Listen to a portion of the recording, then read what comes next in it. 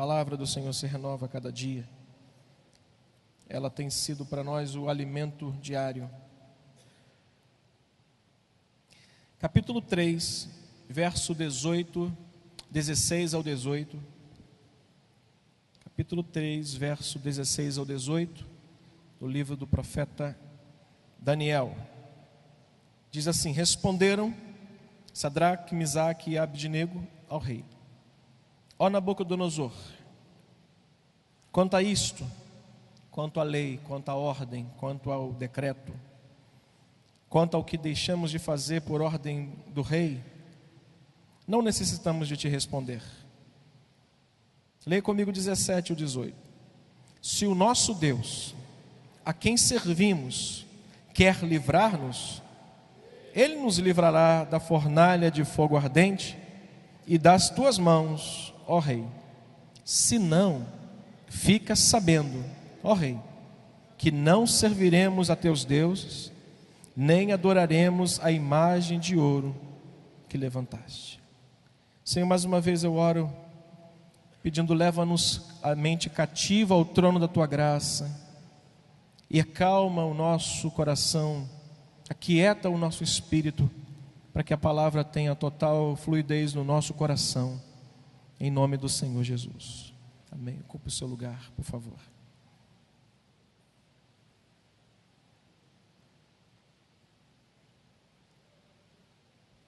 Diga comigo: propósito sim. Não, está muito. Propósito sim. Sofrimento não. Mais uma vez, propósito sim. Sofrimento não. Eu não quero que você interprete o que eu acabei de dizer dizendo assim: propósito eu aceito, sofrimento não. A ideia não é essa. A ideia é justamente o contrário. Que você encare o sofrimento como um propósito. Que você inclua no roteiro da sua caminhada a disciplina sofrimento. Vida cristã sem lágrima não é vida cristã. O crente que pensa que a vida cristã é um mar de rosas, vai ter hora que ele vai cair na arrebentação dos espinhos.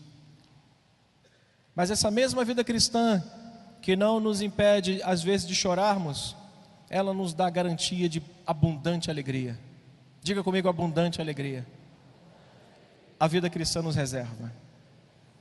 Ela não impede a gente, na nossa caminhada, da gente não passar por alguns percalços da vida. Pode ser o crente mais novo ou mais antigo. Pode ser o camarada que já tenha andado com Deus desde a sua meninice e hoje ele tem 100 anos de idade. Esse homem enfrentou as suas dificuldades, esse homem passou pelos vales, esse homem chorou.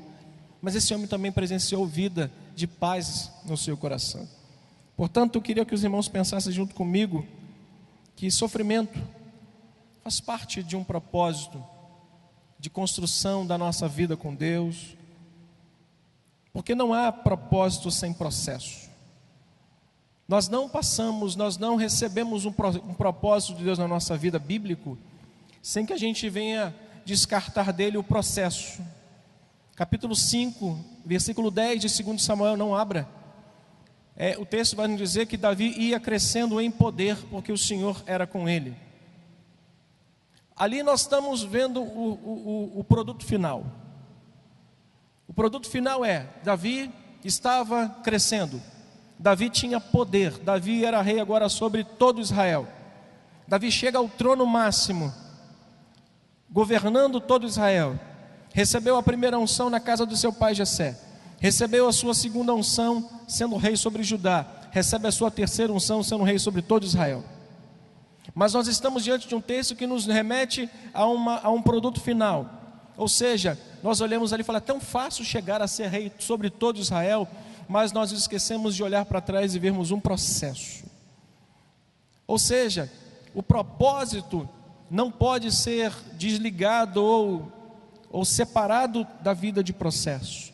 Sofrimento não anula o propósito, e sim dá sentido ao propósito.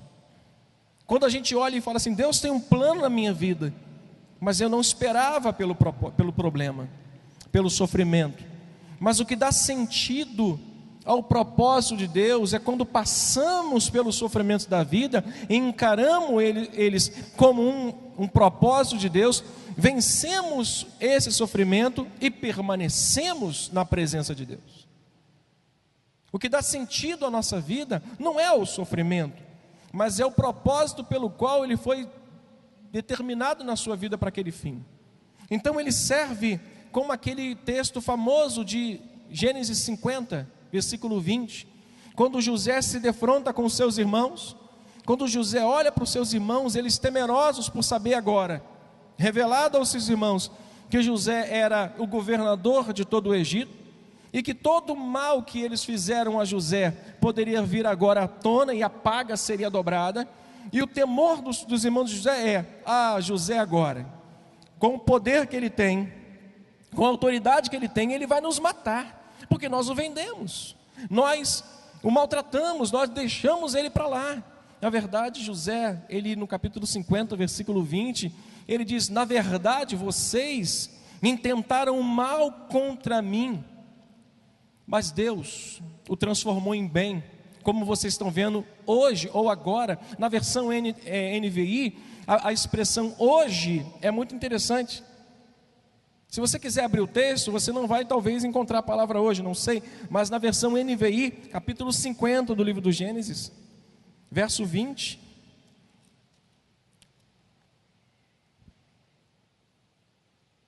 aqui o texto vai nos dizer como vedes agora, mas na versão NVI está escrito como tornou em bem para que hoje fosse preservada a vida de muitos.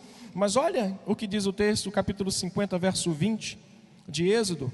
Se você puder ler comigo, eu te agradeço. Diz o texto, vamos, 50, Gênesis capítulo 50, verso 20. Oi? Acharam, irmãos? Graças a Deus. Vamos lá. Vós, na verdade, intentaste o mal contra mim. O que diz o texto? Porém Deus o tornou em bem para fazer como vedes agora, que se conserve muita gente em vida. Portanto, irmãos, o sofrimento não anula o propósito de Deus. Ele dá sentido ao propósito que Deus estabeleceu. O sofrimento que esse homem viveu durante a sua juventude, a sua vida em crescimento de maioridade, isso deu sentido a tudo que Deus tinha para a sua vida. Aquilo que ele entende lá no final e diz para os seus irmãos, é de fato o propósito que dá sentido à vida dele. Ele diz, vocês intentaram mal, Deus o transformou em bem, para quê? Para que se pudesse salvar muitas pessoas através do sofrimento que vocês impuseram sobre a minha vida. Irmãos amados, algumas semanas atrás eu disse que nem sempre Deus escolhe o melhor ou a melhor terra para nos plantar e nos fazer florescer.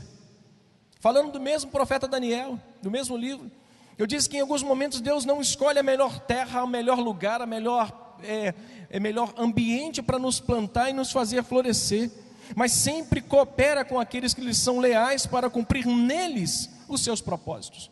Eu mencionei Isaac sendo o semeador no lugar mais seco da terra e foi o homem mais rico de todo o Oriente. Nem sempre Deus precisa se manifestar de uma forma favorável aos nossos olhos para que Ele cumpra um propósito. Veja a vida de Isaac. Se você gosta de pensar sobre isso, olha a vida de Isaac, uma vida de luta, de sofrimento, mas uma vida em que remete ele lá na frente a um propósito pelo qual Deus estabeleceu em sua vida. Veja como foi a vida de José. Paulo, um pregador que escolheu pregar no pior lugar para se pregar.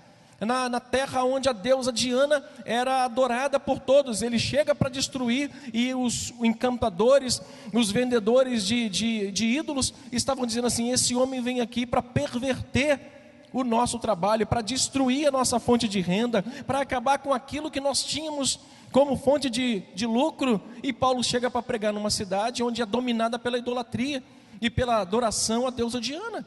Então Deus às vezes não nos planta em lugares favoráveis para cumprir seus propósitos. Pelo contrário, Ele nos coloca em determinados lugares para que ali Ele opere o grande propósito que Ele tem na sua vida, na minha vida, para o nosso bem, para a sua glória. Diga comigo, tudo o que está acontecendo. Está fraco, diga, tudo o que está acontecendo na minha vida. Tudo o que aconteceu na minha vida. Tudo o que irá acontecer na minha vida. Diga, é para o meu bem e para a glória de Deus. Você crê nisso? Diga glória a Deus. Eu carrego lá de trás, pastor, uma mágoa, eu sofri demais, mas isso vai dar sentido ao propósito na sua vida no futuro. Eu trago de lá uma angústia, uma brutalidade que fizeram comigo, uma humilhação que eu sofri, isso vai dar sentido. Isso vai dar sentido ao propósito que Deus tem realizar na sua vida. Pastor, mas eu passei por uns bocados, eu sei, talvez eu não suportaria o que você suportou, mas isso vai dar sentido àquilo que Deus tem para a sua vida. O sofrimento, irmãos, olhando para esse texto, o sofrimento do cativeiro babilônico na vida de Daniel e de seus amigos, serviu para provar que as lutas não anularam o propósito, mas revelou o real sentido na vida deles. Eu mencionei na vez passada, que o propósito que Nabucodonosor tinha era os melhores jovens, os mais inteligentes, os mais versados, os mais aplicados, os mais bonitos. Para quê? Para trabalhar junto com ele, para comer a melhor comida, beber o melhor vinho, para desfrutar das coisas boas, mas para adorar a deuses estranhos. Ele coloca um homem errado ou homens errados para tentar cumprir um propósito errado na vida deles, porém Deus não permite. O que para Nabucodonosor era uma estratégia maravilhosa, para Deus era um propósito de estabelecer o seu reino naquele lugar e mostrar que Deus, irmãos, Deus é poderoso, como nós cantamos, Ele é soberano e tem o controle de tudo e de todos. E Nabucodonosor, esse cara era louco. Ele a priori, ele ouve tudo o que aconteceu, vê tudo o que aconteceu com Daniel. E daqui a pouco ele olha para Daniel, Daniel revela um sonho para ele, ele vê a grandiosidade do Deus de Daniel, e ele decreta algo lá e coloca Daniel no pináculo do templo. Ele diz que só o Deus de Daniel era Senhor. Daqui a pouco ele estava lá fazendo outro decreto, para fazer com que as pessoas se dobrassem diante da sua estátua. Ele era um cara louco, mas ele foi tão louco que ele colocou homens lá, que Deus tinha um propósito na sua vida, e quase destruiu completamente o seu reino. Quando a gente olha para o sofrimento de Jó, irmãos, a gente vê que serviu para mostrar que não se pode separar aquilo que se completa. Quando a gente olha para o sofrimento de Jó, nós vamos ver duas coisas que não podem andar separadas: propósito e sofrimento. Porque o sofrimento dá sentido ao plano de Deus na vida de um servo dele. Não estou dizendo com isso que você vai precisar sofrer para ser vencedor. Não. Eu estou dizendo que não se pode separar uma coisa da outra. Agora eu quero lhe fazer uma pergunta para que todos possam me deixar tranquilos. Quem aqui nunca passou um momento difícil na sua vida? Levante a sua mão direita. Se você não passou, eu vou passar, no final do culto você me procura. Pastor Luiz Carlos, eu e o pastor Arlindo, vamos te dar por semana, pelo menos uns 5 fardos para você carregar, para você passar um problema na sua vida. Você nunca teve luta, eu vou te dar pelo menos umas 2 essa semana, para você enfrentar aí, bem legal, que vai fazer com que você entenda que não se pode separar duas coisas que andam juntas. Se a gente olhar para a vida dos apóstolos, se a gente olhar para a vida de Jesus, se a gente olhar para a vida dos patriarcas, se a gente olhar para a vida dos profetas, nós vamos ver um Deus que não privou nenhum deles de passar por lutas, mas também não privou nenhum deles de enviar sua graça para os sustentar todos os dias. Todos os dias. Quando a gente olha para a vida de Jó, a gente pode perceber que há propósito e sofrimento andando junto na sua vida. Ele entende isso quando ele declara alguma coisa que alguém disse para ele: amaldiçoa teu Deus e morre. Ele disse: não, eu posso receber o bem de Deus, mas também recebo o mal. Eu sei que Deus é tão bom que me dá tudo que eu preciso, tudo que eu quero, mas será que eu posso rejeitar também o que não é bom? E ele entende a soberania de Deus. Ele diz: Deus me deu os meus filhos, Deus me deu a minha riqueza, Deus me deu o meu patrimônio, mas também Deus me tomou. Ele diz o que, irmãos? Bendito seja o nome do Senhor. Ele entende o plano de Deus, a soberania de Deus, a grandiosidade de um Deus que trabalha com propósito, mas não nos limita a viver uma vida boa, tranquila. Ele nos coloca em situações para provar a nossa fé. Como eu disse no início, sofrimento não anula o propósito, e sim dá sentido a ele. Meus irmãos, propósito é um programa a longo prazo de Deus na vida de um homem e de uma mulher, em que Deus estabeleceu para ele um crescimento na fé. Diga para a pessoa que está do seu lado com todo carinho, diga: meu irmão amado, propósito de Deus na sua vida é um programa a longo prazo, que Ele estabeleceu para o seu crescimento em fé. Ah, pastor, não dá para diminuir o prazo, não, é com Ele. Conversa com Deus. Dá para dar uma lidinha no Salmo 40 não? Ou no Salmo 70 não? Apressa-te, Senhor, não sei. É com Ele. Mas uma coisa é ouvir à luz da palavra de Deus, que para alguns homens, como Moisés, o propósito dele foi a longo prazo. Na vida de Jó, não sei quanto tempo. Na vida de Abraão, bastante tempo.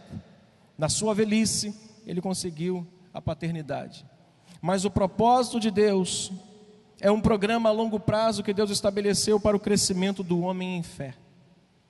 Quando eu estou com Deus, quando eu caminho com Deus, eu tenho que entender que eu tenho algo a fazer, eu tenho algo a cumprir, e esse cumprir passa pelo tempo de Deus, mas esse tempo de Deus vai estabelecer na minha vida um crescimento em fé, vai me proporcionar um crescimento em que eu possa olhar lá na frente e dizer assim: valeu a pena o tempo que eu esperei, valeu a pena o tempo que eu aguardei até que isso acontecesse na minha vida. Havia uma mulher que clamava a Jesus e ninguém a ouvia, mas teve um momento que ela entra no meio da multidão, e 12 anos diz a história que essa mulher padecia num fluxo de sangue. Então, o propósito de Deus tem um programa, tem um tempo, e é um programa a longo prazo, para que nós possamos crescer em fé, para que nós possamos ser homens mais maduros e mulheres mais maduras. E olhando para esse texto, nós vamos ver aonde e como a fé desses 3 irmãos, 3 amigos de Daniel, se revelaram ou foram demonstradas diante da situação que eles se encontravam. Quer ver o primeiro detalhe? Como a fé desses homens foi demonstrada, como a fé daqueles homens foi revelada no meio da situação que eles estavam vivendo. Primeiro, nos desafios. Olha aqui que diz o versículo 6 do capítulo 3.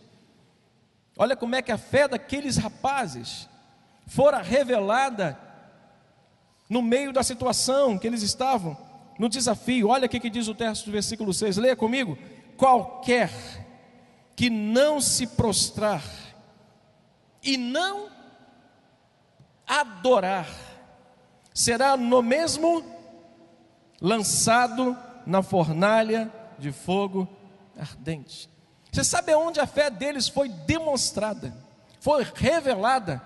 No desafio, na dificuldade, na tribulação, no problema. Sabe aonde a nossa fé é revelada? Quando nós enfrentamos as lutas, quando nós estamos diante do desafio, quando nós não temos desafios, quando nós estamos vivendo, desculpa a brincadeira, com a ovelha na sombra, quando nós estamos com o freio de mão do nosso carro puxado, quando nós estamos com o guarda-sol aberto, quando nós estamos sentados numa cadeira de praia, olhando para as ondas vindo, dando um mergulho, voltando, talvez a nossa fé ali não é tão revelada e tão demonstrada quanto no meio dos desafios. Nabucodonosor agora olha e escuta um decreto, e faz um decreto para que as pessoas pudessem agora adorá-lo. Ele era louco, aquele homem. Ele queria adoração, ele queria fama, ele queria que as pessoas se prostrassem diante dele. E ele o que faz? Ele faz uma estátua e declara: todos que não me adorarem, no ouvir, no som da trombeta, será lançado na fornalha de fogo ardente. Qualquer um, aí diz o texto, qualquer que não se prostrar e não adorar, será no mesmo instante lançado. Meus irmãos amados, a verdadeira fé precisa ser revelada diante dos problemas. A verdadeira fé que um cristão tem, ela é desafiada todos os dias. Quando Jesus olha para os seus discípulos e vê uma multidão diante dele, ele olha para o discípulo e diz assim: olha, faça com que essa multidão se assente, ou dê de comer para eles. Ele diz assim: Senhor, já é tarde, Olha o relatório que eles passam para Jesus. A hora já está tarde, o povo é muito grande, e nós não temos senão algumas coisinhas no canto ali que dá muito mal para a gente passar essa noite aqui. Jesus disse: mande todos se assentarem. O discipulado de Jesus foi: faça com que eles sentem-se, faça com que eles esperem. Meus irmãos, nós revelamos a grandeza de uma fé quando nós estamos diante de um problema como esse. E Jesus ensina para aqueles homens que não é despedindo os problemas que nós vamos crescer em fé, é enfrentando. Diga para o irmão: enfrente seu problema, irmão, e cresça na fé. A verdadeira fé mostra seu valor e poder diante das maiores adversidades. Capítulo 1 do mesmo texto, verso 5. Olha o que diz o texto. Daniel 1:5. Determinou-lhes o rei a ração diária das finas iguarias da mesa real e do vinho que ele bebia, e que assim fossem mantidos por 3 anos, ao cabo dos quais assistiriam diante do rei. O que estava diante deles era um desafio muito grande, era alguma coisa que mexeria com a integridade espiritual deles, que mexeria com a integridade moral deles. A integridade religiosa deles estava posta em xeque ali, porque a ordem do rei é o seguinte: durante 3 anos, dê a eles a ração diária, as finas iguarias do rei, faça com que eles bebam o bom vinho, faça com que eles desfrutem de tudo que nós desfrutamos no palácio, porque eu quero usá-los. Eu quero usar, irmãos, os jovens desse mundo estão sendo arrebanhados por um encantamento e possibilidades de serem grandes, poderosos, e de comerem coisas boas e beberem bons vinhos e boas bebidas. Mas isso é uma grande artimanha do rei desse século, do príncipe desse século, Satanás, que veio para roubar, matar e destruir a vida das pessoas. Olha o desafio. A nossa fé mostra o valor e o poder diante das mais duras adversidades que enfrentamos. Atos dos Apóstolos, capítulo 27, olha o desafio de apóstolo Paulo, quando se apresenta ali uma grande tempestade, um navio açoitado pelas ondas, e um problema que ele teria que encarar. Diz o capítulo 27, a partir do verso 21. Havendo todos estado muito tempo sem comer. Atos 27, verso 21 diz: havendo todos estado muito tempo sem comer, Paulo, pondo-se em pé no meio deles, disse: senhores, na verdade era preciso terem me atendido e não partir de Creta para evitar este dano e perda. Mas já agora, olha o valor e o poder de uma fé demonstrada através de uma grande adversidade, como as que os 3 amigos demonstraram, como Daniel demonstrou, não comendo as finas iguarias, e como o apóstolo Paulo agora demonstra.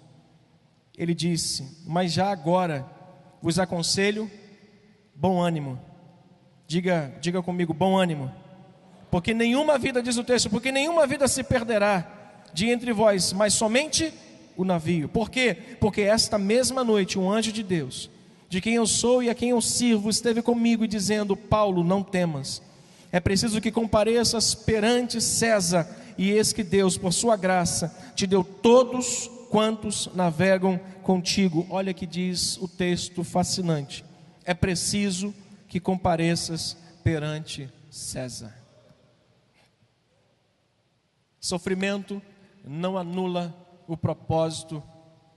Diga comigo: sofrimento, luta, adversidade não anula propósito, mas dá sentido a ele. Paulo, tu tem que comparecer diante de César. Pô, legal, prepara uma passagem, um transatlântico, eu posso ir até mesmo na segunda cabine, na cabine mais tranquila, mais barata. Paulo foi como prisioneiro. Eu posso talvez ir tranquilo, olha, ver a melhor data para ir, para a gente não pegar os ventos contrários. Ele foi na data tranquila, mas o vento chegou no meio do caminho. Sabe para quê? Para que ele comparecesse diante de César. Às vezes a gente quer que Deus faça as coisas do jeito que a gente programa. A gente tem um roteiro, né? A gente programa alguma coisa e diz assim: Senhor, é assim que eu quero. Deus olha para você e diz: não, não é assim que eu quero. E Ele vai e se defronta com uma tempestade, se defronta com um barco todo assoreado, todo arrebentado, um grupo de pessoas extremamente desanimadas, amedrontadas, apavoradas. Ele diz para todos: bom ânimo. Sofrimento não anula o plano de Deus. Ele valida o propósito. Ele confirma o propósito. Você está passando por algum tipo de luta? Seja sincero para mim. Você está passando algum tipo de luta na sua vida? Levante a sua mão. Isso não vai invalidar o propósito na sua vida. Mas se você tiver de comparecer, você vai comparecer diante de Deus, para que Ele cumpra o plano na sua vida. Segunda coisa,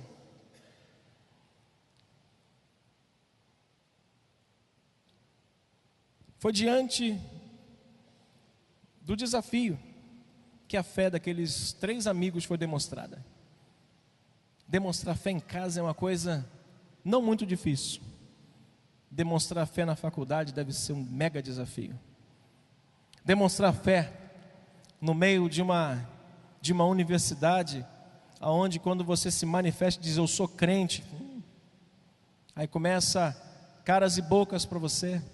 Quando você chega lá na empresa, onde está todo mundo contando piada, onde está todo mundo marcando uma saidinha após um happy hour na sexta-feira, onde todo mundo está marcando uma fugidinha, dizendo para a esposa: olha, eu vou trabalhar até mais tarde. O cara já saiu 3 da tarde. Hoje eu tenho que trabalhar até 10 da noite. O cara tem 3 horas, ele já saiu, já deu um jeito de armar alguma coisa errada. Aí você tem que demonstrar a sua fé. Como é que faz? Como é que lida com isso? Eles demonstraram a sua fé diante do desafio, mas olhe, eles demonstraram uma fé diante de Deus.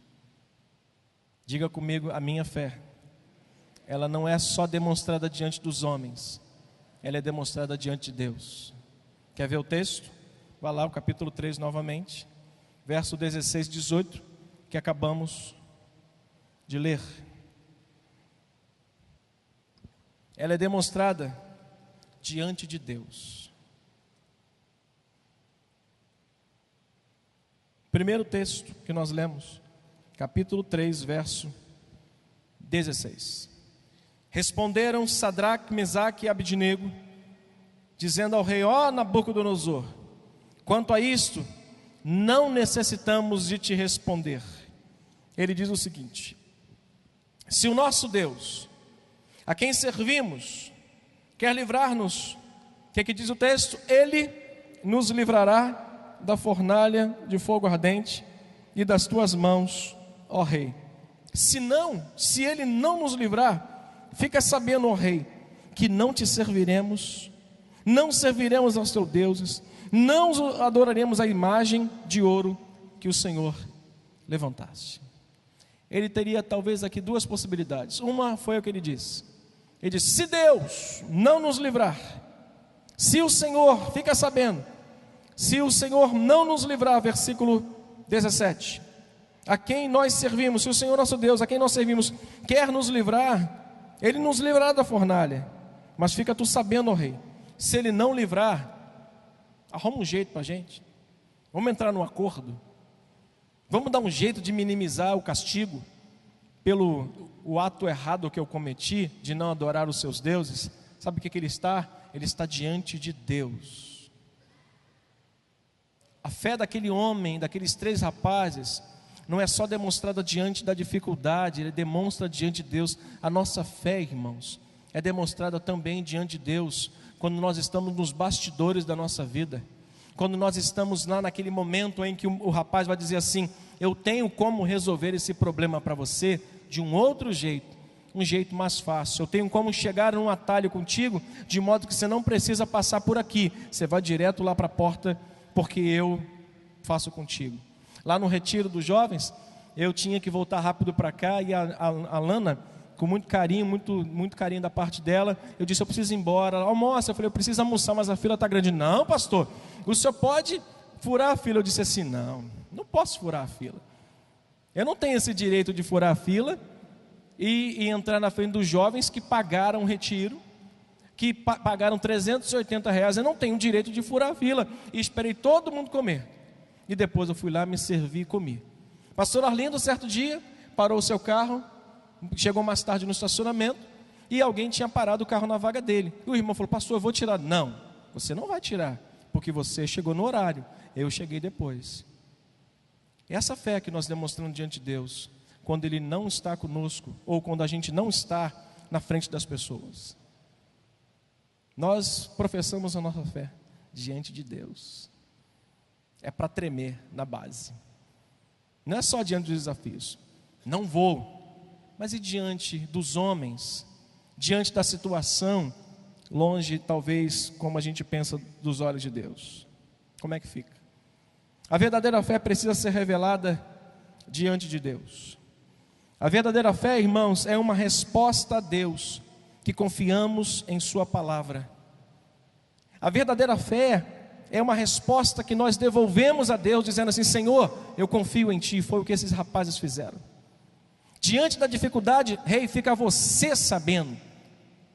Se o nosso Deus não nos livrar, fica você sabendo, nós não vamos adorar os seus deuses. Nossa fé está exposta diante de Deus, é uma resposta que nós damos a Ele, de modo que nós vamos falar assim: eu confio em Ti, Senhor, mesmo me salvando, mesmo me fazendo morrer, eu confio em Ti, eu entrego totalmente a minha vida a Ti. A verdadeira fé, irmãos, é uma confissão da soberania de Deus sobre todas as coisas. Eles disseram: se o nosso Deus quer nos livrar, pela sua soberania e pelo seu poder, Ele nos livrará, senão, nós vamos perecer. Uma fé verdadeira é aquela que nós confessamos a soberania de Deus, onde nós dizemos assim: quero uma coisa, quero outra, Deus está no controle da minha vida, porque eu confio nele. Diga comigo: pode acontecer o que for, eu creio na soberania de Deus.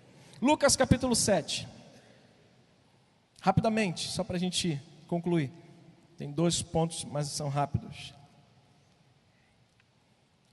Primeira revelação da fé daqueles homens foi diante do problema. Agora vai ser diante de Deus. Aí olha que coisa maravilhosa o texto de Lucas 7, o servo do centurião. Rapidamente: tendo Jesus concluído todas as suas palavras dirigidas ao povo, entrou em Cafarnaum, e um servo de um centurião, a quem esse muito estimava, estava doente, quase à morte. Tendo ouvido falar a respeito de Jesus, enviou-lhe alguns anciãos dos judeus, e pedindo-lhe que viesse curar seu servo. Esses, chegando-se a Jesus com instância, lhe suplicaram, dizendo: Ele é digno que lhes faça isso, porque é amigo do nosso povo, e Ele mesmo nos edificou sinagoga. Então, diz o texto, verso 6, Jesus foi com eles, e já perto da casa, o centurião enviou-lhes amigos, para lhe dizer: Senhor, não te incomodes, porque porque não sou digno que entres na minha casa, por isso eu mesmo me julguei digno de ir ter contigo. Eu mesmo não me julguei digno de ter contigo. Porém, manda com uma palavra o meu rapaz, e ele será curado. Porque também eu sou homem sujeito à autoridade, e tenho soldados às minhas ordens, e digo: esse vai, e ele outro vem, e ele vem, e o meu servo faz, e ele o faz. Ouvidas essas palavras, diz o texto, verso 9, admirou-se Jesus dele, e voltando-se para o povo que o acompanhava, disse o quê? Afirmo-vos, que nem mesmo em Israel achei fé como esta. E voltando para casa, os que foram enviados encontraram curado o servo do centurião. A verdadeira fé, irmãos, é uma confissão da soberania e do poder de Deus em nossa vida. Nós confessamos a nossa fé, nós demonstramos a nossa fé, não só diante dos problemas, mas diante de Deus. Terceiro, aqueles jovens demonstraram a sua fé diante dos homens, diante dos problemas, diante de Deus e diante dos homens. Talvez não tenha sido tão difícil. Volte lá o texto, olha o que diz o capítulo 3, verso 19 e 20. Diz assim: então Nabucodonosor se encheu de fúria, e transtornado o aspecto do seu rosto contra Sadraque, Mesaque e Abidnego. O que diz o texto? Ordenou que se acendesse a fornalha o quê?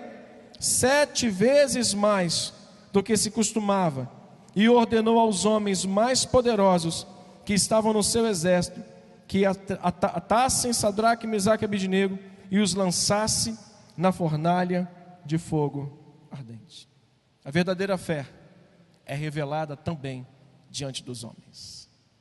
Bom, se o nosso Deus quer nos livrar, Ele nos livra. Ele provou para Deus que eles eram homens de coragem, homens de fé, e que demonstravam uma confiança na soberania de Deus que estava no controle. Só que agora eles estavam diante dos homens, de uma sentença dos homens. E foi diante dos homens que Ele usou talvez uma das disciplinas mais marcantes da vida cristã. Sabe qual é a disciplina mais marcante na vida de um homem e uma mulher de Deus perante dificuldade, Deus e os homens? Diga comigo, o silêncio. Diga comigo, o silêncio. Não tem palavra melhor para você responder aos homens contra a sua fé do que o silêncio. Olha para o texto, se você encontrar um momento eles reclamando e dizendo: me solta, não me amarra não, não me segura não. Se eu me espalhar ninguém me ajunta. Você não vai ouvir eles falando. A verdadeira fé precisa ser revelada diante dos homens. Na igreja, nós somos homens cheios de fé, mulheres cheias de fé. Diante de Deus, Deus sabe que nós somos homens que revelamos a nossa fé para Ele. Mas diante dos homens, diante dos problemas nós somos cheios de fé. Diante de Deus também, mas diante dos homens, eles olham assim: tu tem certeza que tu é crente? Que igreja é essa que você congrega? Que Deus é esse que você está servindo? Porque primeiro problema que você encontra lá em casa, lá na faculdade, lá no seu trabalho, a primeira coisa que você tem que demonstrar é a sua fé, não suas palavras, não a sua ira, não a sua indignação, não a sua raiva, não o seu ímpeto, mas o seu silêncio. Olha o que diz Lamentações de Jeremias, capítulo 3, que foi lido pela manhã. Pastor Lindo acho que estava gravando, tinha guardado no coração lá o texto de Lamentações que ele leu pela manhã. Lamentações 3 fica na palavra de Deus, fica entre Gênesis e Apocalipse, e para ser mais preciso, depois de Jeremias. Lamentações capítulo 3, versículo 22 até o verso 25. Eu gostaria que você pudesse ler esse texto em alto e bom som para você mesmo. Diz o seguinte: as misericórdias, vamos juntos? As misericórdias do Senhor são a causa de não sermos consumidos. Por quê? Porque as suas misericórdias não têm fim, renovam-se a cada manhã, grande é a tua fidelidade. A minha porção é o Senhor, diz a minha alma, portanto eu esperarei nele. Bom é o Senhor para os que esperam por ele, para a alma que o busca. Bom é guardar a salvação do Senhor, e isso, em silêncio. Diga glória a Deus. Uma das maiores disciplinas da vida cristã, irmãos, é o silêncio. E nós não vamos ver esses homens demonstrando a sua fé, gritando, reclamando, murmurando da sua situação. Pastor, mas está demorando demais. Para de reclamar, meu irmão. Pastor, as coisas não acontecem. Estou orando, quero uma varoa para casar, mas está demorando. Espera, irmão, porque sem oração só vem dragão. Pastor, eu quero me casar, já estou passando brasilidade. Calma, é melhor você esperar do que você casar com um camarada que vai te fazer infeliz, de uma menina que não sabe nem fazer um arroz em casa.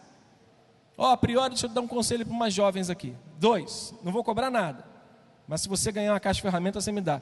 Quando você fizer uma lista de presente para casar, Rafael, faça, pede 2, uma você me dá. Peça uma caixa de ferramenta, bota na lista de presente lá uma caixa de ferramenta, para você não ficar ocupando o seu pai. Pai, como é que eu faço? Arrebentou um fio da lâmpada aqui. Meu filho, segura um pouquinho que eu estou indo para ele. Não, pai, vem para cá não, deixa que eu resolvo aqui. Eu tenho uma caixa de ferramentas, eu quero aprender como faz. Segundo conselho, descobre se a sua namorada sabe cozinhar. Porque se você não souber cozinhar, compra bastante micro-ondas. Separa uma freezer bem grande para você guardar tudo que é comida congelada, para você chegar em casa e congelar, tirar do congelador e botar lá, porque senão tu vai morrer de fome, filho. Se a tua mulher não sabe fazer um ovo, um arroz, descobre com a sogra. Descobre. Agora eu vou dar uma dica para as meninas. Ah, a namorada do Leandro ali, ó. Descobri com as meninas. Ali o varão ali, ó. Descobre que se o teu namorado ou o teu noivo, ele pelo menos sabe o que é uma vassoura. Se ele não souber, apresenta aí, diz assim: vassoura, namorado, vassoura, um paninho de chão, né? Não mata, gente, não deixa você menos homem, não. Não tira a tua masculinidade, não diminui a tua testosterona, não. Varrer de vez em quando em casa lá, ajudar a mulher lá, ó, enquanto você está varrendo, você está namorando com ela, você está conversando com ela, dizendo: Deus é bom, minha irmã, Deus é bom, minha esposa, Deus vai dar vitória. Mas olha só, nossa fé precisa ser demonstrada no silêncio, diante dos homens. Não responda à provocação, responda com fé. Minha porção é o Senhor, diz a minha alma, esperarei nele. Bom é o Senhor para os que esperam nele, para a alma que o busca. Bom é aguardar a salvação. Sabe o que aqueles 3 amigos estavam fazendo? Esperando Deus agir lá na fornalha. Estavam lá, os camaradas tudo grande, alto, forte. Pode ler o texto. Nabucodonosor mandou pegar os mais fortes para amarrarem eles. Pega os mais fortes aí, amarra aquela galera e joga eles lá. Os caras, quando chegaram perto da boca da fornalha, todo mundo foi queimado e morreu. E os 3 caras lá, eles não abriram a boca. Nossa vitória não vem no nosso argumento. Nossa vitória não vem quando a gente fica debatendo com as pessoas, discutindo com elas. Nossa fé é demonstrada no silêncio. Diga, irmão, fica mais quieto. Diga para a pessoa que está ao teu lado aí: fica mais quieto que Deus vai te dar mais vitória. Para a gente finalizar agora de uma vez por todas, a fé daqueles homens foi demonstrada diante dos problemas, diante de Deus, diante dos homens, mas também diante da confissão do rei. Sabe quem confessou a fé deles? O rei. Não foi eles que disseram: está vendo aí? Duvidou de mim? Tem crente assim, não tem? Tem crente que depois que recebe uma vitória, estufa o peito de pombo, levanta o pescoço e diz: eu falei que Deus ia me dar vitória, agora os inimigos vão me ver soberano. Nada, meu filho, Deus te dá bota uma situaçãozinha e você perde tudo de novo. Humildade. Esses camaradas não precisaram abrir a sua boca para reclamar de nada, e nem para dizer que Deus era Senhor. Sabe quem confessou? O próprio rei. Olha aqui que diz o texto, lá no capítulo 3 ainda, versículo 26 ao 28, diz assim para a gente finalizar, 26 ao 28. Então se chegou Nabucodonosor à porta da fornalha sobremaneira acesa, falou e disse: Sadraque, Misaque, Abednego, servo do Deus Altíssimo, sai e vinde. Então Sadraque, Misaque e Abednego saíram do meio do fogo. Ajuntaram-se os sátrapas, prefeitos, governadores, reis, e viram que o fogo, leia comigo por favor, e viram que o fogo não teve poder algum sobre os corpos desses homens, nem foram chamuscados os cabelos da sua cabeça, nem os seus mantos se mudaram, nem o cheiro do fogo passara sobre eles. Louvado seja Deus. Falou Nabucodonosor e disse: bendito seja o Deus de Sadraque, Misaque e Abednego, que enviou o seu anjo e livrou os seus servos que confiam nele, pois não quiseram cumprir a palavra do rei, preferindo entregar o seu corpo a servirem e adorarem a qualquer outro Deus, senão ao seu Deus. Louvado seja Deus. O que eu preciso é ser crente. Quem vai me justificar é Deus. Eu preciso aguardar em silêncio o Deus que vai entrar no desafio comigo, vai me tirar dele, e as pessoas vão dizer: bendito seja o Deus do irmão e da irmã, porque Ele é verdadeiramente o Deus da vida dele. Eu não preciso me manifestar. Eu tenho que demonstrar minha fé diante dos desafios, diante de Deus, dos homens, e deixar com que as pessoas falem o que Deus é de fato. Irmãos, a verdadeira fé precisa ser revelada com plena confiança no propósito de Deus. A maior demonstração de fé partiu dos 3 amigos, mas a confissão da grandeza de Deus partiu do rei. Quem confessou que Deus era grande foi o rei. Ele só tinha que demonstrar a sua fé, irmãos. Diante dos desafios enfrentados, a luz deles brilharam. Diante de Deus, quando Ele os prova e permaneceram, a luz dele brilhou. Diante dos homens, quando esses o tentaram, a luz deles brilharam. Diante dos crentes fracos, nossa luz precisa brilhar. Havia nessa terra muitos homens e mulheres que aceitaram a ração do rei. Havia naquela província muitos que estavam bebendo o vinho do rei, que estavam adorando os deuses, mas a atitude deles foi uma resposta aos crentes fracos. Você é uma grande resposta na demonstração da sua fé para os crentes mais fracos. Porque se tu for pedra de tropeço, Jesus disse uma coisa muito legal: pega uma pedra de moinho, enrola no pescoço, procura um rio de 3 metros de profundidade é o suficiente, 3 metros só, enrola uma pedra de moinho no pescoço e se lança, porque é melhor do que cair na mão do Deus Todo-Poderoso. Que Deus nos ajude a demonstrar a nossa fé diante dos problemas de Deus, dos homens, e deixar com que os homens glorifiquem ao Pai que estás nos céus. Vamos orar. Você pode fechar sua cabeça, fechar os seus olhos, curvar sua cabeça. Deus e Pai, nós queremos entregar esta palavra nas suas mãos. Ela é sua, toda a glória e toda a honra lhe pertence. O que eu te peço é que o nosso coração esteja abastecido da tua palavra, de modo que ela possa produzir em nós fé, para que possamos demonstrar essa fé diante dos homens, das lutas do Senhor, e fazer com que a nossa luz brilhe diante dos homens, e que eles glorifiquem ao teu Pai, ao Pai que estás nos céus.